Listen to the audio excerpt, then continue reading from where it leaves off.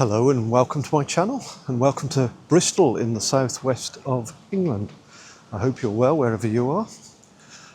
I am currently in Bristol after accompanying my daughter to the airport, where she will soon catch a flight back home to Germany. It's one of the things that us international families have to deal with, is saying goodbye to loved ones. Airports are part of our life, I'm afraid. I haven't seen my daughter since Christmas, so that's almost 9 months, is it? Or 8 months at least. And felt like a very long time, but we've had a lovely couple of weeks together. And I think she's enjoyed being in Devon. We've had mostly good weather, so she's got to see plenty of the sights and spend time on beaches, and to see her sister and obviously her parents. So yeah, it's quite sad to see her go. This morning it was an early start for us. We had to get up at 4:30 to catch 2 trains and a bus to the airport, and now I've just come back into the city, and before I catch my train home, I thought I'd give you a little update on what's been going on in my life, because it's been maybe a month since I last posted a video. So there's been quite a lot happening. I thought I'd bring you up to speed with all of that. And to do it from a different location. Now, Bristol is the largest city in the southwest of England. So lots of people here. And it means I'm going to have to overcome my shyness and my discomfort that I always get when I'm talking on this, or talking to this camera in front of these people.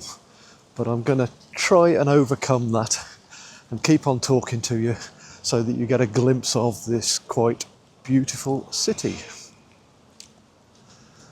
And maybe I'll do a little bit of silent walking as well, so that when I am not talking, you get to see some of the sights. I'm not going to spend too long here today, maybe do a 1 hour walk, because I'd like to get back home before tea time and have a nice relaxing evening, and try and recover from the early start.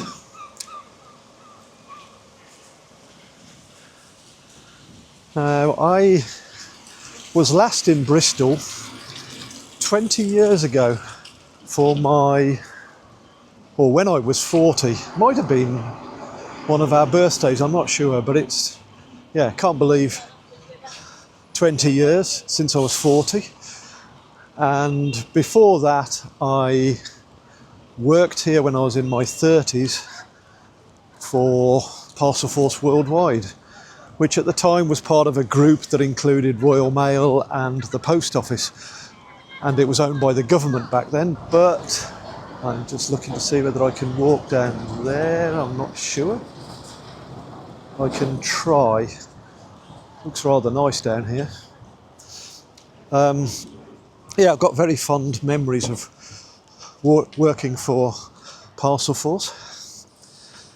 But that was all a long time ago, and since then I changed profession, changed industry, changed country, moved around a lot, and as I say, a lot of water has passed under the bridge. But it's nice to be back here. But that means I don't know the area too well. Forgotten quite a lot of this, and I think a lot of it's changed as well. So I'll see if I can show you some of the best parts of the city, but if you want a proper YouTube video that guides you around this area, then I think you're better off looking at another channel, not mine, because I'm not a travel vlogger. And what I'm going to talk to you about today is probably much more deep, I would say, than that. I shall go into some of the challenges that I've had over the last month, and how I've dealt with those and moved through some of those difficult moments and come out the other side feeling really quite optimistic and enjoying life at the moment. Okay, I'll just go quiet for a minute as I go through here. Okay, so in the last couple of videos, I mentioned that I was taking a little break from YouTube, and that there were two things that I was going to focus on during that break, and that was finishing off my book, which some of you are probably sick of hearing about, and also working on my mental health, trying to improve how I feel about myself, because I was feeling a little bit down, shall we say, during June, I think it was, and July. And quite a lot's happened with both of those things, with my book and with my mental health. And actually, there's a thread that goes through both of those updates that sort of ties them together as though it were one big integrated exercise in sorting out my life. And that's because I was struggling. I was struggling with both of those things. And maybe if I go back a year. So I'd spent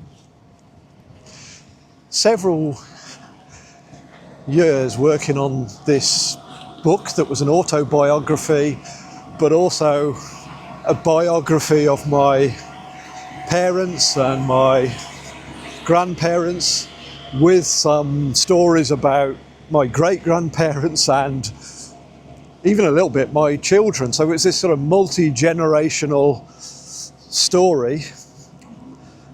And I spent years on this, kind of researching it and writing it and editing it and trying to perfect it without reaching out for help. The only help I got was some legal advice on one of the storylines, which I spent some money on, and I also spent some money on the image rights for one of the pictures that I wanted to use in it. So I got everything set up, and then 1 year ago I sent out about 15-20 copies to family and friends, because I wanted to give them an opportunity to raise any concerns before I published it. But I also hoped to get some feedback that would reassure me that I was doing the right thing and that what I'd produced was good. So what happened in the months since then? I did indeed get some feedback, and probably 3 or 4 people told me it was really good and they loved it and thought it was very interesting. A couple of people told me they liked it. A couple of people told me they thought I was a good writer, and some people I've not heard back from yet, but that's to be expected. It's hard to find time to read a book that's made up of about 100,000 words. We all lead busy lives, don't we? And I know I've had some books on the go for a long, long time. But anyway, I sensed something was not quite right with the book. I was just not feeling comfortable. I didn't quite get enough encouragement from family and friends, and I worried they were perhaps being polite. And one relative said he found it a little bit confusing, and my wife and daughter also said there were times when it was a little bit confusing about whose story they were reading, because there's stuff in there from my parents and my nan, as I say, and so you have to kind of concentrate, I guess, in order to make sure you know whose story it is that you're reading. So instinctively I knew there was something not quite right with it, but I continued ploughing on because I had become obsessed with my family history, and I was so pleased that I had access to all of these stories and all this information about my ancestors. And so I was maybe a little bit blinded by all of this. I kept ploughing on, determined to finish it off, and the parts I liked about the book the most were the parts about my ancestors. But anyway, because I had doubts, I decided to get some feedback from a professional writer.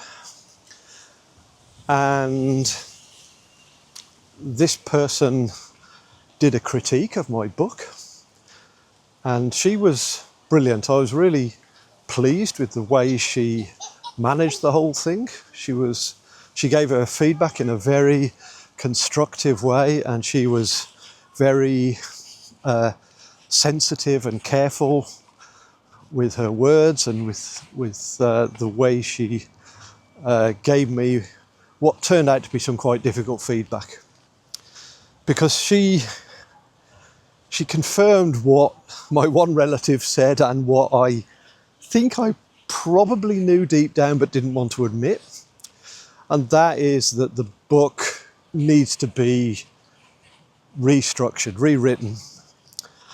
And what she said was that, first of all, it doesn't fit neatly into a single genre. So it's it's kind of a mixture of an autobiography, a biography, social history, chronicles. There's all sorts in there. And publishers don't like that. They prefer it to be a single genre that they can market easily.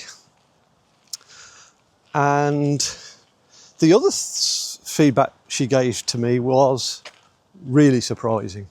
And she said, the most interesting part of the story is my story.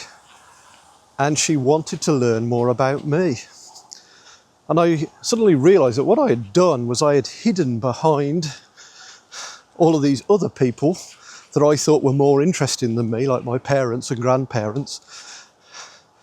And my own story was, little bits of it were in there, and I thought I'd been open and honest about it, but it was like maybe some flowers in a flower bed that are surrounded by other flowers. I won't use the word weeds because that would be disrespectful to my ancestors, but you know what I mean. It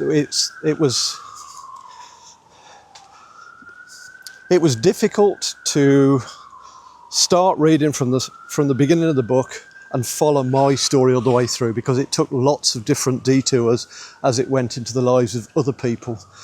And so my own life and my own story, which is quite interesting, was concealed a little bit by all of this. And additionally,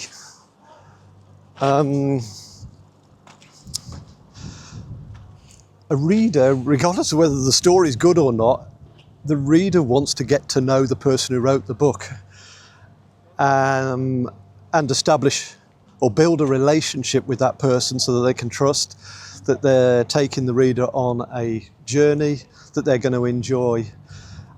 And it was hard for the reader to get to know me unless they persevered and went through the whole book. You know, so the first part of the book, for example, was primarily written by my mother. And so, you know, almost straight away when you started reading, the story switched to someone else. And so that was a problem. So I had this feedback, and obviously, given the thousands of hours that I'd put into this thing and the thousands of pounds, I was a little bit upset to start with and a little bit emotional about it. But as I say, the writer who critiqued the book for me did it in such a caring way that it wasn't as bad as I feared it could be. You know, she was very encouraging, very complimentary about my writing style, and about the parts of the story where I did talk about myself. So, yeah, so that's the one thing.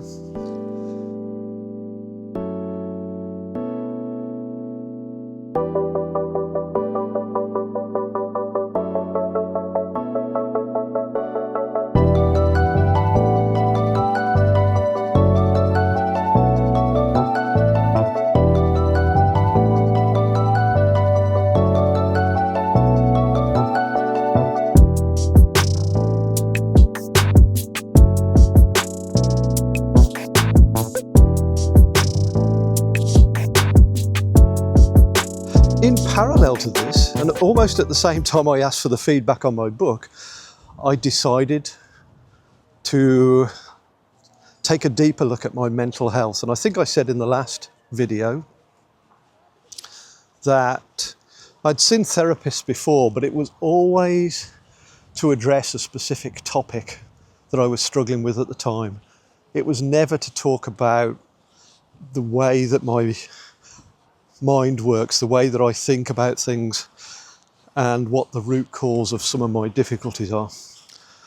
And so I decided to handle that differently to ever before. I started off by going to the doctor, and the doctor referred me to an organisation called TalkWorks, and quite quickly I was assigned a therapist. I don't know exactly what her job title was, but she was studying psychology at Exeter University, so she was a trainee therapist, and part of her training is to help people like me. So I had a few sessions with her, and that was really quite enlightening and interesting and gave me a lot to think about. And now I'm walking around somewhere, I don't know where on earth I'm going.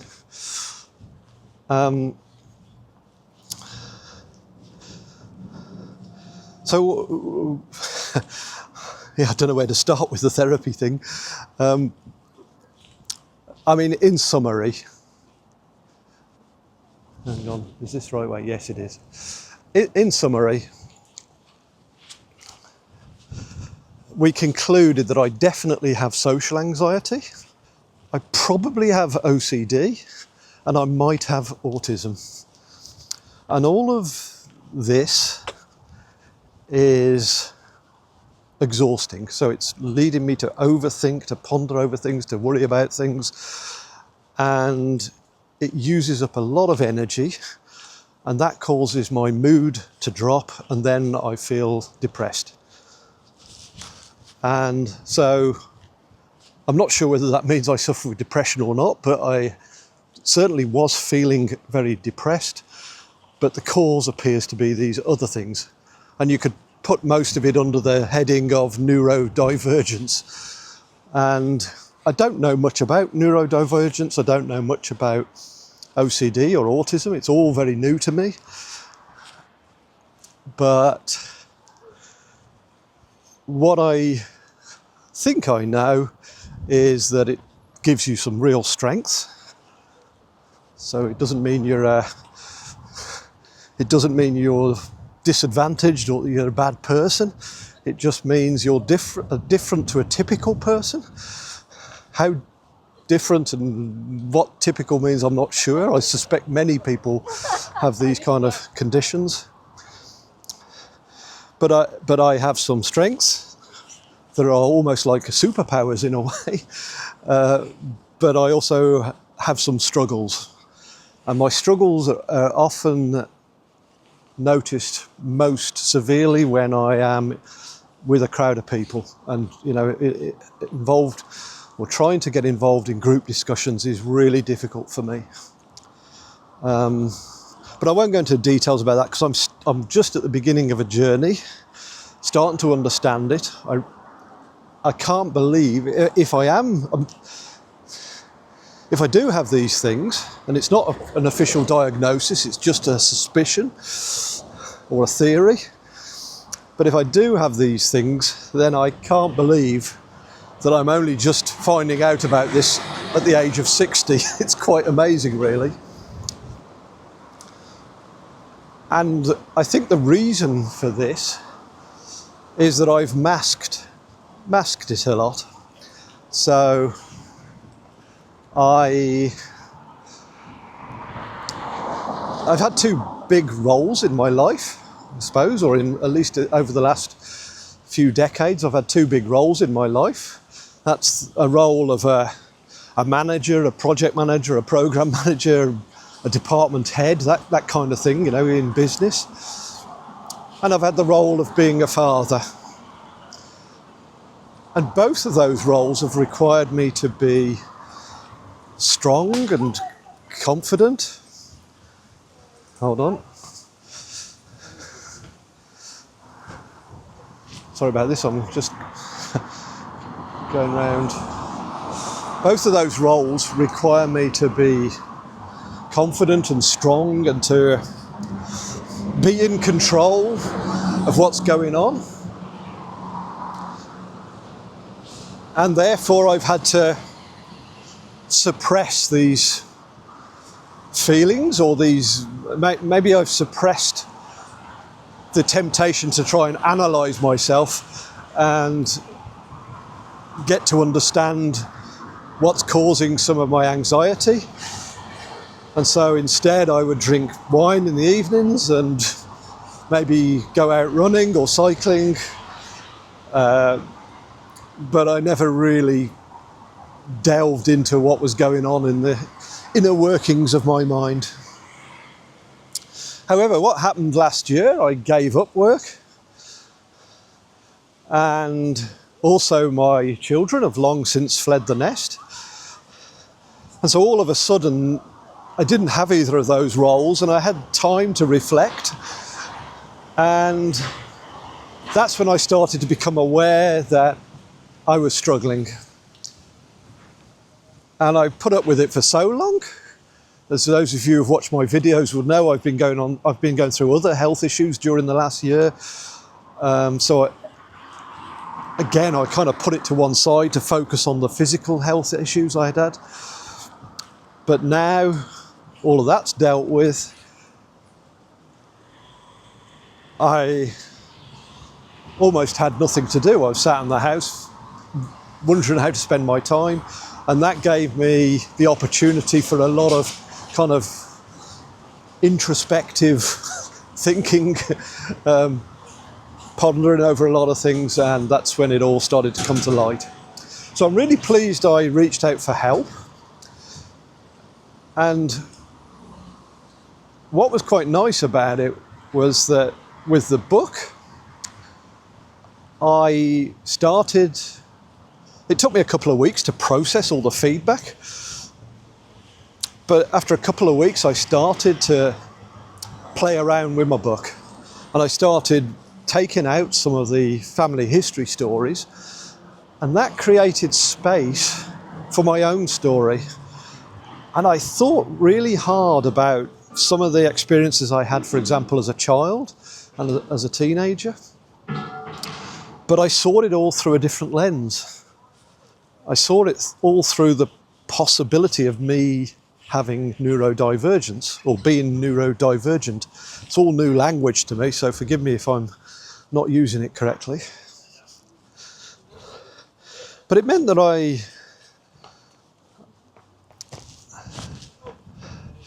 felt a lot more pride in what I had done and how far I've come. And I was much more compassionate and much more loving towards myself.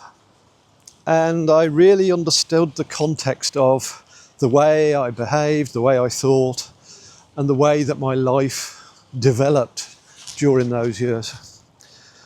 And I'm really surprised how much I've been able to write about that period in my life.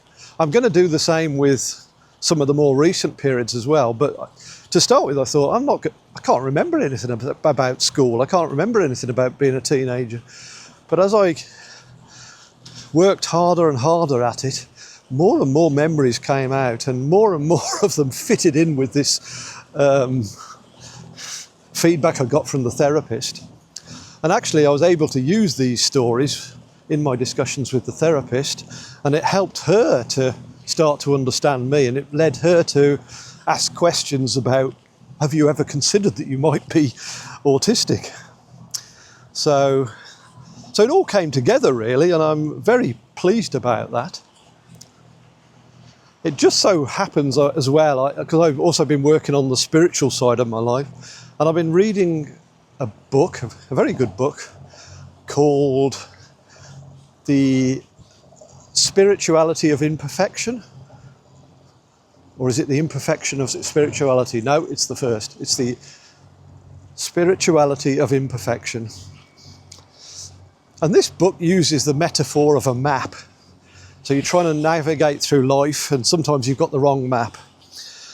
And I thought, okay, the metaphor, to me, it means the map is like the rules you think you've got to abide by, the expectations that are placed on you, the role you have, the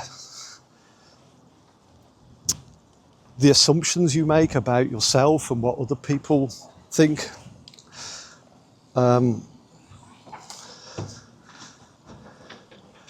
And, excuse me, I'm just not sure where I'm going at the moment. Goodness me, I think I'm going a very long way. Maybe I can cross over to the other side there, actually, I think. I probably can.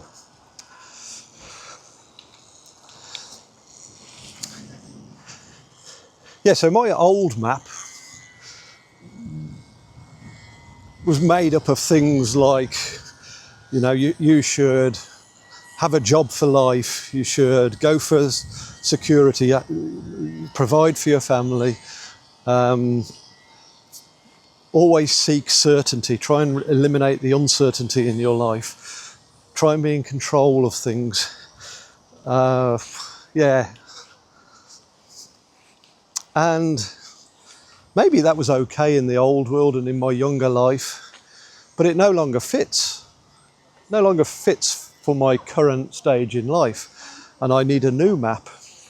And so I'm starting to develop one that recognises that we're all flawed and that I shouldn't be obsessed with perfection. I shouldn't be obsessed with trying to eliminate uncertainty. I should be flexible. And these, they're like guidelines, aren't they? And they help you when you reach these decision points in your life to know whether to go left or right. It's how to navigate through life. And it seems like I'd been following the wrong map, I think, over recent years, and I needed to renew and update that. And I've just begun that journey now, but I feel really optimistic, and I'm really excited about the new iteration of my book. And it really will be, will it be a new book almost? I'll probably give it a different title and a different cover. And I think it'll be significantly different to the current version. The current version is not a waste because, you know, I'm really pleased that my family has now got access to all that research that I did and all those other stories from our ancestors. But the new one will be more about me. It'll be more of an autobiography, I think, than a family memoir. Yeah, so I think that's it. In terms of my therapy, my therapist, based on all of our conversations, has decided I should be referred to a more senior therapist, so a fully qualified one, and one who can spend more time with me. So I've gone on a waiting list for that. But I expect to start those sessions before Christmas. Honestly, at the moment, I don't feel like I need them, but I've thought this before, so I'm not. I think I should stick with it for now and see where it takes me. I've also, to be honest with you, gone on to medication, so that's probably helped. It's a medication to reduce my anxiety, and I feel a lot calmer now, and that's brought about an improvement. And I made a decision to stop my running and instead do sea swimming. So almost every day now I go in the sea for a swim, and that's really helped with my mental health. And really, it's been too busy down here for running. There's just so many tourists. It was very difficult.